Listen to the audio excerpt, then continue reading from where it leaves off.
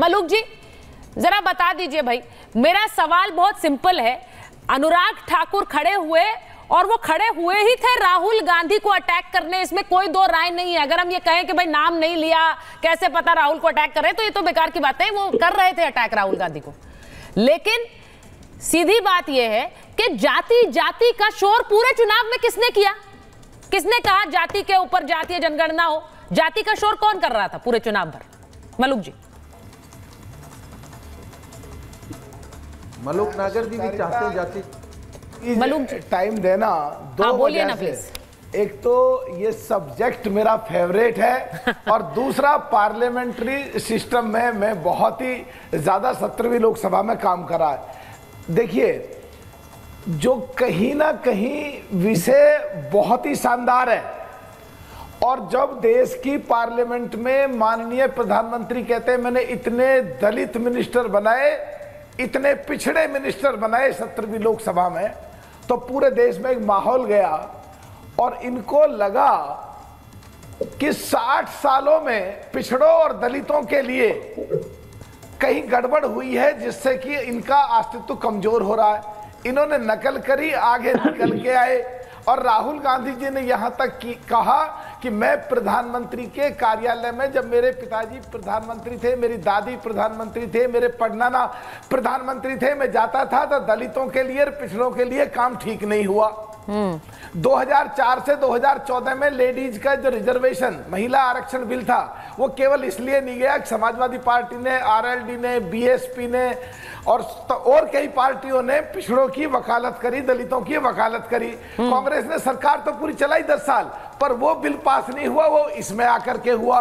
तो इनको लगा कि देश की पिछड़ों की और दलितों की जो करीब 80% संख्या है वो हाथ से निकल गई, हम कभी वापस नहीं आ पाएंगे, इसलिए इन्होंने बात वापस आने की करी। लेकिन जब असलियत में ये जनगणना की बात आएगी, जाति की, तो हर किसी से पूछी जाएगी। इस देश में हर नागरिक का सम्मान बराबर है, हर को वोट देने का अधिकार बराबर है, बाबा साहब के संविधान के तहत सबको बराबरी का दर्जा है, चौधरी चरण सिंह जी की सोच के अनुसार पिछड़े और दलितों को भी उतना ही है।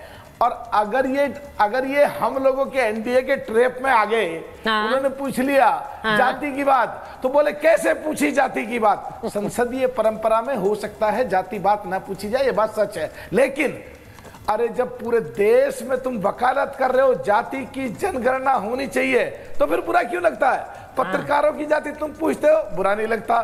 तुम हर जगह पूरा 2024 का चुनाव जाति पे जाकर के लड़े, जातियों की जनगणना हो, तो तुम्हें कोई दिक्कत नहीं हुई। और आज अगर हमारी जाति पूछ ले कोई, ये किसी की पूछ ले, या राहुल जी की पूछ ले, या अखिलेश जी की पूछ ले, या चौधरी जैन जी की पूछ ले, या माननीय नरेंद्र मोदी जी पे तुम कुछ का कुछ बोलते रहते हो, तो तुम्हें अब क्या दिक्कत हो रही है? इनको देखिए वो क्या कह रहे हैं नवल जी, कहना चाहिए था, वो कह रहे हैं आप हर किसी को कुछ ना कुछ तो बोलते रहते हैं। देखिए हाँ, जाति के नाम पे सुनिए, मैं आपके एक नेता के एक बयान आ रहा है, मलूक जी आप ही के नेता का बयान है, वो जरा बता देती हूँ, वो बयान बता देती हूँ, फिर नवल जी के पास जाऊंगी।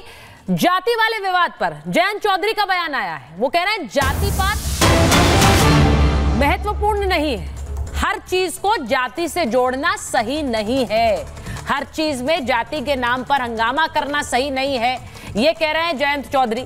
उनका बयान आया है और उन्होंने कहा है कि ये जाति, एक बार सुनवा दीजिए।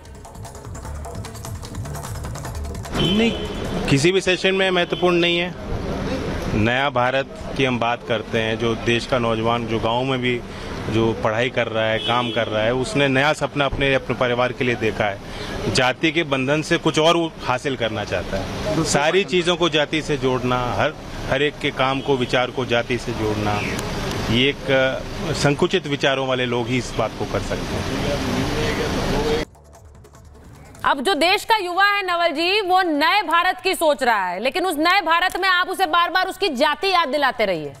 जयंत चौधरी ये कह रहे हैं वो जाति आप याद दिलाइए, वो जातीय जनगणना पर हमला बोल रहे थे अनुराग ठाकुर जी, बोलिए। नहीं, मैं उसमें कोई असर नहीं है। जयंत जी जहां पर है उनको ये बोलना मजबूरी है, जब प्रधानमंत्री बोल सकते हैं जातीय जनगणना पर कि जाति है, हमारे लिए तो जाति है ही नहीं, हमारे लिए जाति गरीब है, हमारे लिए जाति महिला है, हमारे लिए जाति युवा है, और एक तरफ प्रधानमंत्री अपने मंत्रिमंडल का जात गिनाते हैं, कितने ओबीसी है, कितने एसी है, एसटी है। ये जो दोहरा विचार है, जैसा कि अभी प्रेम भाई बोल रहे थे, प्रेम शुक्ला जी बोल रहे थे कि आरक्षण का लाभ लेना है, इनको मालूम नहीं है कि आरक्षण लाभ नहीं है, आरक्षण संवैधानिक हक है। यही सोच और समझ जो है, फर्क है, वो भाजपा और गैर भाजपा में है। जब आप जातिगत जनगणना की हम बात करते हैं तो हम जातिगत गैर बराबरी को दूर करने के लिए जो संवैधानिक रास्ता है उसकी बात करते हैं। आप कहते हैं कि हम जातिवादी हैं, सुचारिता भी आप भी यही बात करते हैं। तो इसमें फर्क है। जब किसी पत्रकार से पूछा जाता है तो अखिलेश जी जैसे नेता को, तो वहां पे इस बात को आपको समझना होगा कि मीडिया जगत में या निजी क्षेत्र में आरक्षण नहीं है। यही कारण है कि मंडल कमीशन जब लागू हुआ तो मीडिया यह डिबेट कर रहा था कि ये मेरिट के साथ समझौता हो रहा है, और वही मीडिया जब ईडब्ल्यूएस में आरक्षण दिया जाता है 2018-19 में, तो कहता है कि इस तरह का कोई डिबेट नहीं होता है। जब विश्वविद्यालय में वही विश्वविद्यालय का प्रोफेसर वही डिपार्टमेंट पीएचडी तक पढ़ने देता है उसी कैंडिडेट को, तो वहां पर उसके नहीं समझ में आता कि ये एनएफएस है, नॉट फाउंड सुटेबल है, इसे ये इस काम के लिए सुटेबल नहीं है। लेकिन जब नौकरी देने की बात आती है तो आप कहते हो कि नॉट फाउंड सुटेबल। सारा OBC he not found suitable हो जाता है, उसमें कहीं कोई अगला नॉट फाउंड सुटेबल नहीं है, जनरल में कोई नहीं है। यही पर शक होता है कि जो जातिगत जो दंश है और जातिगत गैर बराबरी है वो कितना जड़ कर चुका है। उसको तोड़ने के लिए आपको मानना पड़ेगा कि जातिगत जनगणना होनी चाहिए। ये 2010। अच्छा, उसको तोड़ने के लिए आप ये कह रहे हैं कि उसको तोड़ने के लिए, देश को आगे बढ़ाने के लिए लोगों को फिर से उनकी जाति याद दिलाओ, ये कह रहे हैं आप। आगे बढ़ने का तरीका है कि जाति बताओ अपनी, फिर आगे बढ़ो। बिल्कुल। सुन लीजिए, जब तक आप बीमारी नहीं समझिएगा तो उपचार कैसे होगा? जब तक आप एक्सरे नहीं कीजिएगा तब तक आपका उपचार कैसे होगा? अच्छा, एक्सरे करने की बात कर रहे हैं वो। जो मानसिक गुलामी है, मानसिक गुलामी है, हाँ। जिसका प्रतिकार हम लोग करते हैं, और जो मानसिक दंभ है। सर मेरा नवल जी, आप समझ नहीं रहे हैं, आप समझ नहीं रहे हैं ये डिबेट आज क्यों हो रही है। मेरा बेसिक सवाल ये है कि आप हर समय किसी की जाति पूछते रहते हैं। वो बयान दिखाने के पीछे मकसद यही था कि जब आप खुलकर जाति पूछ सकते हैं और आप अपना कैलकुलेशन कर सकते हैं, इस जाति के हो इसलिए सोचते हो, तो जाति आप पूछो तो ठीक है, दूसरा पूछे तो वो गाली है। ये सवाल है। या तो फिर मापदंड सबके लिए एक रहेंगे ना मलूक जी, मापदंड एक रहेंगे कि नहीं रहेंगे, या अलग अलग है? आप कुछ भी बोलो तो वो फूल है, दूसरा कुछ भी बोले तो वो गाली है। मलूक जी आप जवाब ले लीजिए। हाँ, जवाब ठीक है, जल्दी से बोलिए फिर मलूक जी 1 मिनट 10 सेकंड में दे दीजिए। जाति सुन लीजिए। अरे मलूक जी 10 सेकंड रुकिए।